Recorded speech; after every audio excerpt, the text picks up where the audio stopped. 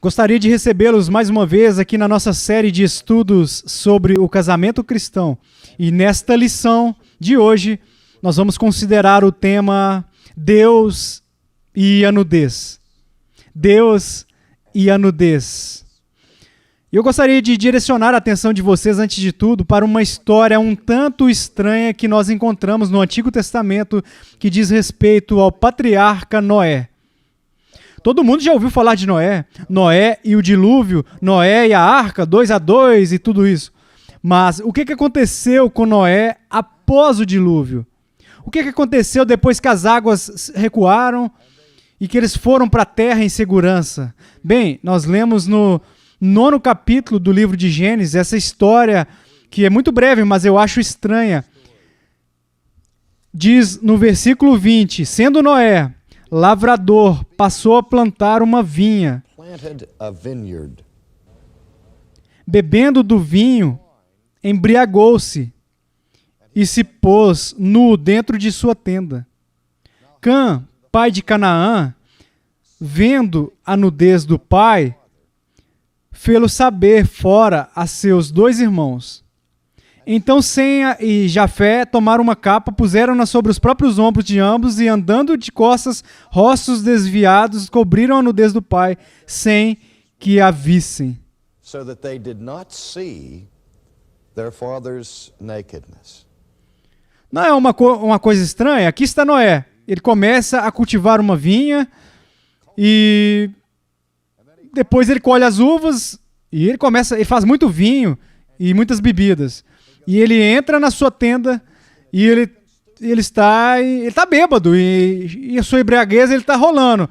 E ele entra assim numa situação onde ele está exposto, ele está nu.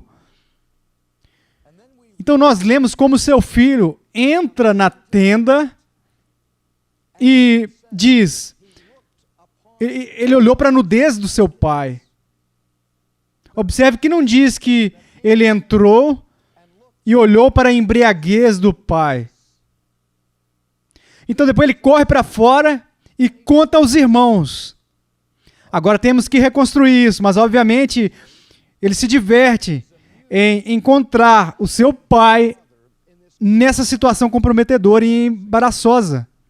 Então ele faz o que for, enfim, ele diz aos irmãos, vocês deveriam entrar lá e ver o velho. Ele está bêbado como um gambá, ele está completamente nu lá.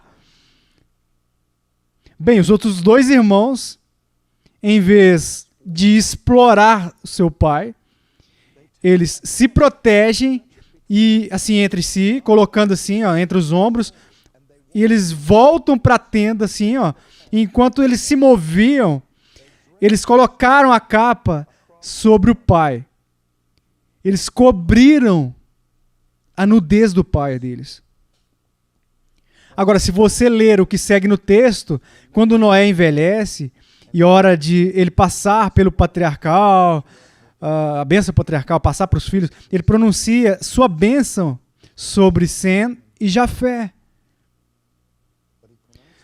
Mas pronuncia uma maldição sobre o seu outro filho, Cã, porque ele olhou para a nudez do seu pai. Agora, o que está acontecendo aqui? Será que o antigo povo israelita ficava tão chateado e tenso sobre nudez que eles não suportavam serviço sem roupa, mesmo no contexto da família? Um estudo interessante é assim, percorrer todas as escrituras e ver o que a Bíblia diz sobre nudez.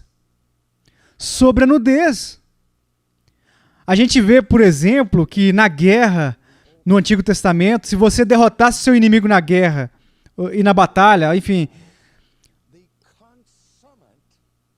o insulto consumador à dignidade do seu inimigo não era simplesmente tirar ele dos seus braços e despilo.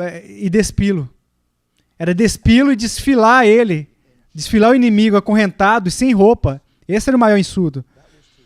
Era reduzir o inimigo à humilhação total. Não é por acaso que parte da penalidade que o criminoso executado teve que passar pela antiguidade deveria ser executado virtualmente nu. Assim como Cristo, que foi exposto a esse tipo de humilhação na cruz. De onde que vêm essas ideias e imagens? Eu acho que para lidar com isso nós temos que ir ainda mais cedo no Antigo Testamento, de volta ao Jardim do Éden, de volta à criação, onde nós consideramos brevemente na nossa primeira lição. Vocês se lembram que nós passamos pela história de como Deus criou o homem, depois ele criou a mulher, como foi um ato especial da criação, e como Adão ficou animado quando ele viu sua esposa e disse: esta é carne da minha carne, osso do meu osso, e assim por diante. Bem, o segundo capítulo de Gênesis termina de uma maneira um tanto estranha. Nós lemos: e Adão disse: essa é osso dos meus ossos, carne da minha carne. Chama-se-á varoa, porquanto do varão foi tomada.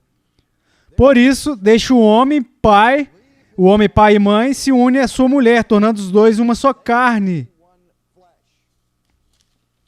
Agora, quando alguém está escrevendo algo assim, você chega ao clímax da declaração. Você coloca um período lá e depois passa para o próximo pensamento. Mas aqui temos como um particípio oscilante, como um pós-escrito não científico conclusivo, meio que anexado ao final do capítulo 2 de Gênesis, essas palavras estranhas. E eles, ambos, estavam nus. O homem e a mulher estavam nus e não se envergonhavam. O que isso significa? Ambos estavam nus e não tinham vergonha. Por que o autor inclui isso no texto? Eu não tenho certeza, exceto que o autor de Gênesis aborda isso no próximo capítulo, onde lemos como Deus dá uma proibição a Adão e Eva e coloca regras e regulamentos em torno do Jardim do Éden, como ele deve ser usado, usufruído. E agora nós vemos a entrada da serpente, diz: agora a serpente, mais sagaz que todos os animais selváticos. Nós lemos sobre a tentação primordial, em que a serpente surge e ela atrai Adão e Eva e Adão, dizendo: vocês devem ser como deuses. Vocês vão conhecer o bem e o mal. Aí eles sucumbiram à tentação e comeram a árvore do fruto. E agora, de repente, há uma mudança radical em toda a atmosfera do Éden. Antigamente, quando Deus andava no frio do dia do jardim, assim, como ele entrava no jardim, eles podiam ver, Adão e Eva podia ver correndo assim eles corriam para estar na presença de Deus. Eles estavam se aquecendo na glória de Deus no frio. Eles experimentaram a intimidade e comunhão com seu Criador lá no jardim. Mas então, eles desobedeceram a ele. E agora, quando Deus entra no jardim, o que eles fazem? Eles se escondem. E diz que eles pecaram. E eis que os seus olhos se abriram. E eles conheceram que estavam nus. Eu me pergunto, qual é o significado psicológico disso? Que a primeira experiência da culpa humana não foi expressa em termos de dizer, e seus olhos foram abertos e eles viram que eram pecadores, seus olhos estavam abertos, viram que eram culpados, seus olhos estavam abertos e eles sabiam que eram maus. O que diz que os olhos deles foram abertos e eles perceberam a nudez deles. E assim, o primeiro impulso deles é correr e se esconderem, se cobrirem. Já não podiam dizer que eram homens e mulheres, nus e sem a vergonha. Agora, eles estão nus e envergonhados. Mas antes de explorarmos isso, muito mais assim em termos de importância para o casamento, vamos ver como Deus responde a isso. Quando Deus entra no jardim, ele chama por suas criaturas: Adão, onde você está? E eles estão se escondendo. E Deus diz: você comeu? Por que você está escondendo? Ele disse: por que você está escondendo? O que eles disseram? Estamos nos escondendo porque estamos nus. Não, nós não estamos nos escondendo porque pecamos, porque... Vocês estiveram nu o tempo todo, disse Deus. Você estava nu durante o dia, você estava nu todas as vezes que eu vim aqui no jardim ter comunhão. Por que estar nu agora faz vocês se esconderem? Vocês comeram da árvore, do fruto? Veja que a confissão de consciência da nudez fez com que Deus entendesse como uma confissão de uma consciência pecadora. Então vemos aqui uma estranha conexão entre a nudez e a culpa. Agora, vocês já perceberam como que a nossa cultura tem respondido à nudez humana? Eu quero dizer, a gente passou por uma revolução sexual. A gente viu o advento da revista Playboy, da Penthouse e todas as outras. E a gente viu também os padrões de censura serem alterados na televisão, nos filmes, que agora a nudez ficou comum também na indústria cinematográfica e nas revistas. Enfim, parece que o povo assim não está preocupado com a nudez. Não apenas as mulheres nuas, mas também os homens nus. Onde pessoas famosas posam para revistas e as mulheres lutam para ir correndo comprar e ver essas fotos dos homens nus. Eu quero dizer, os homens sempre fizeram isso, mas agora até as mulheres estão fazendo isso. A gente viu um fenômeno alguns anos atrás, onde as pessoas tiraram a roupa e corriam pela rua. Mas observe que algo que é um pouco interessante para mim sobre isso é que não eram chamados de errantes. Quero dizer, nós temos uns sentimentos ambivalentes sobre a nudez. Todo mundo, eu acredito, que sabe o que é, por exemplo, poder ir para casa, tirar a gravata e dizer: oh, eu só quero relaxar, tomar um banho, eu não preciso me preocupar se a minha gravata está torta ou se a minha camisa está amarrotada ou alguma coisa assim. Ainda há um sentido, amigos, onde nós estamos olhando para algum lugar onde nós podemos ficar nus e sem vergonha. Mas com toda a nossa sofisticação, toda a nossa ousadia e toda a nossa chamada maturidade adulta, a nudez ainda nos deixa nervosos. Por mais frágil que seja um sutiã, você ainda pode confiar no fato de que existem itens básicos nas lojas que incluem cortinas de chuveiro, persianas e box. As pessoas não andam nuas na vida cotidiana. Lembre-se de Desmond Morris sobre o homem de uma perspectiva antropológica, e ele intitulou seu estudo de Man, The Naked Ape. Ele mostrou que éramos apenas um dos 70 ou 80 primatas diferentes neste mundo. Somos todos tipos diferentes de macacos, gorilas, enfim. O que distingue nossa maciez do macaco, do restante, ou do orangotango, ou do gorila, é que somos os únicos que não está totalmente coberto pelo... O corpo não está completamente coberto de pelos, então temos que ir comprar roupas. A natureza adorna o resto dos animais. Você já viu algum animal correndo pelas lojas comprando ternos e gravatas? Nós vemos cães com lenços e camisas e tudo mais, mas apenas porque os humanos colocam neles. Mas nós aprendemos sobre roupas. Mas por que isso? De todas as espécies de indivíduo neste planeta, nós somos os únicos neste planeta que usa formas artificiais de roupa. De onde vieram as roupas?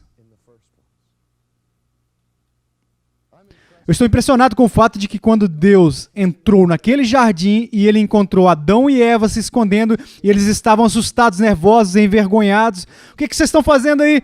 Estamos nos escondendo porque estamos nus. Deus poderia ter dito assim, ó. Poderia ter dito claramente, tudo bem, vocês desobedeceram a mim. Grande sorte. Agora vocês passam o resto dos seus dias trêmulos e envergonhados. Bem envergonhados, totalmente nus. E vamos deixar toda a criação rir de vocês.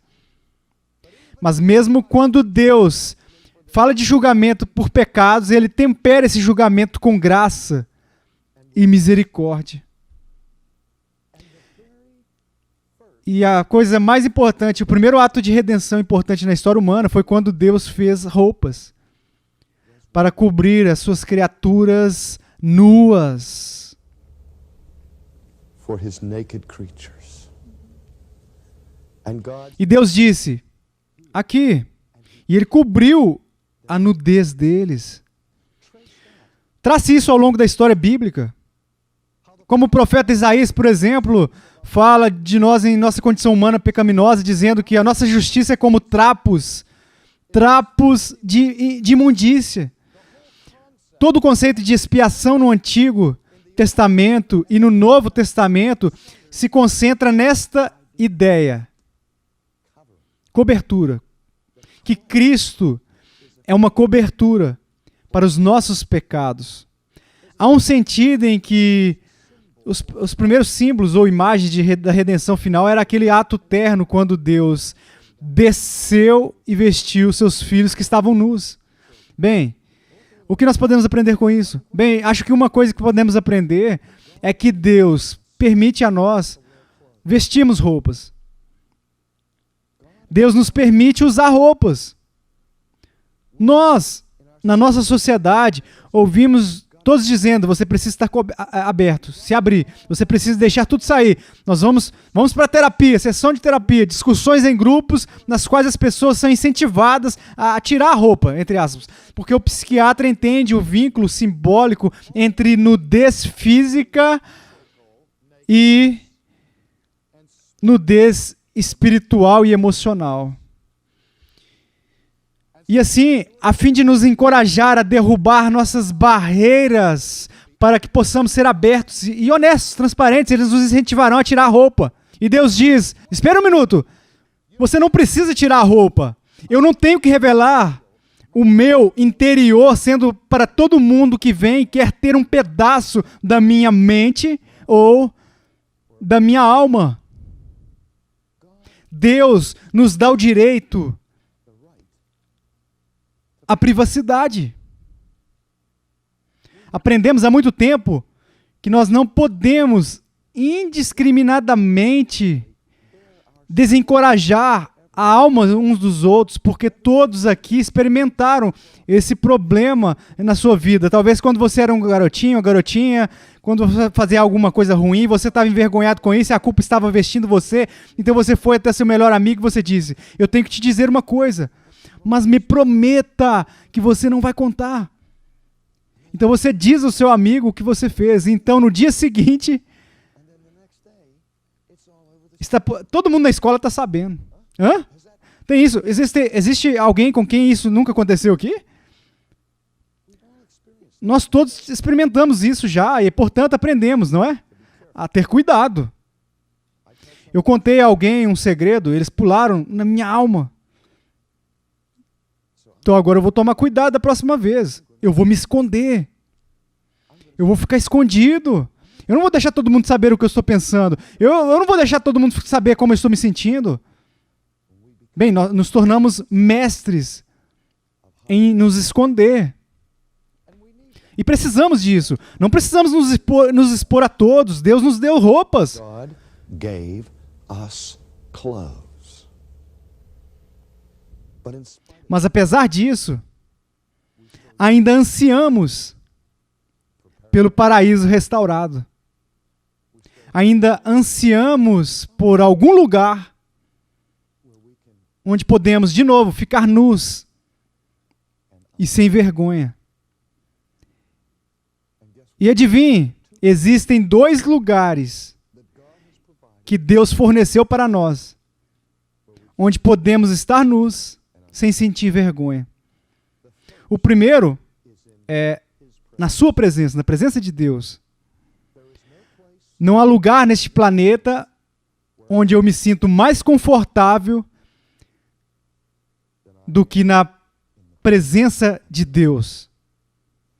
Em parte porque eu sei que não posso fingir, em parte porque conheço todos os meus jogos sutis de ocultação, e como eu sou trapaceiro, astuto e desvio a sua atenção, eu não posso enganar ele. Então, eu quero dizer, existe essa tal desesperança nisso. Ele me conhece, ele sabe quando eu fiz algo, quando eu me levanto, quando eu deito, ele sabe as palavras que saem dos meus lábios, ele sabe tudo. Então, uma sensação é que eu não posso escapar da visão dele, não posso escapar do olhar dele, eu não posso. Então, eu não quero escapar dele. Agora, muitas pessoas ficam nervosas com isso, a maioria das pessoas não quer que Deus olhe para elas.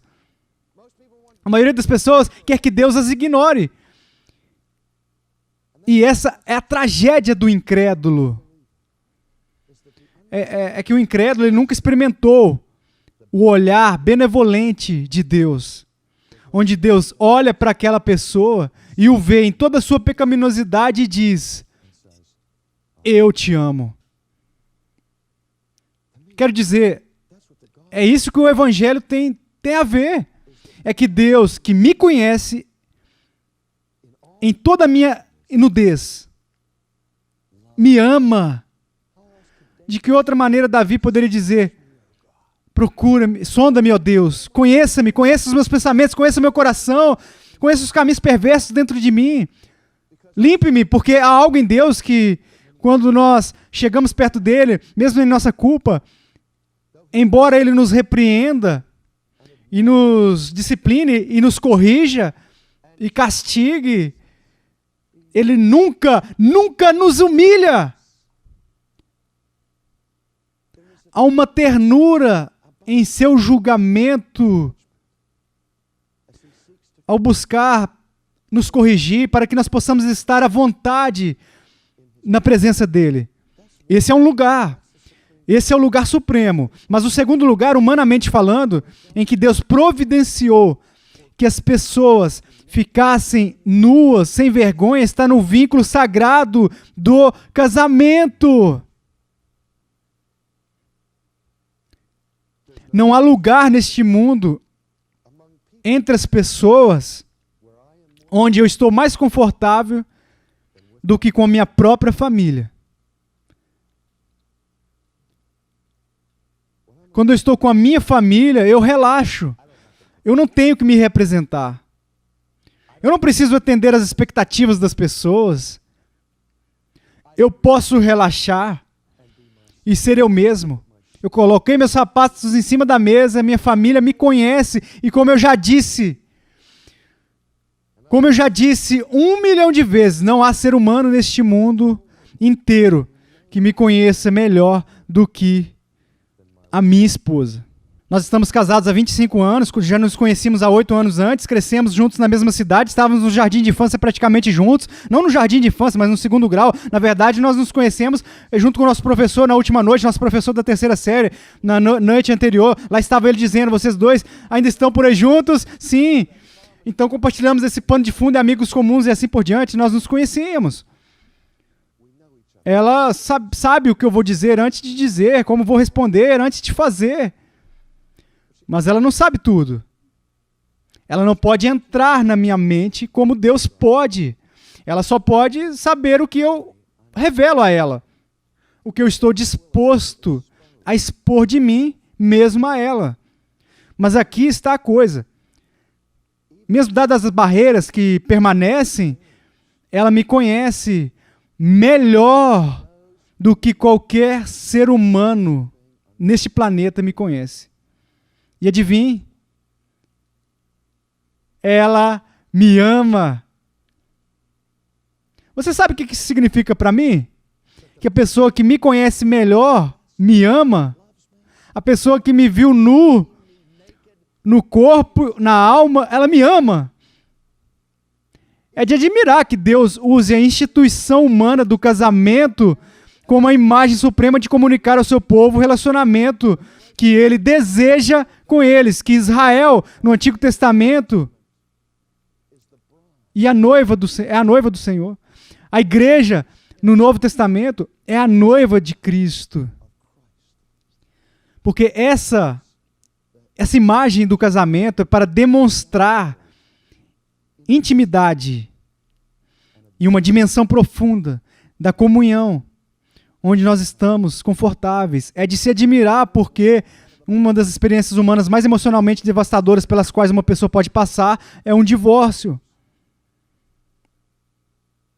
Quando seu parceiro sai, o que está acontecendo? O que você está experimentando? Você está experimentando exatamente o oposto, quando você percebe que a pessoa que o conhece melhor neste mundo acaba de rejeitar você. Isso é brutal para um ser humano e deixa uma pessoa com muito medo de ficar nu novamente. Mas Deus nos deu uma instituição com salvaguardas, bem como com responsabilidades. E dizendo aqui você pode ficar nu.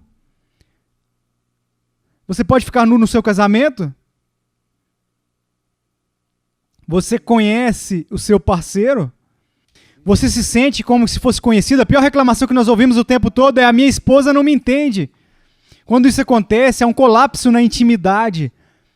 As roupas estão chegando, porque algo está sendo escondido e oculto. Alguns dos casamentos que eu observei são, de fato, jogos de pique-esconde.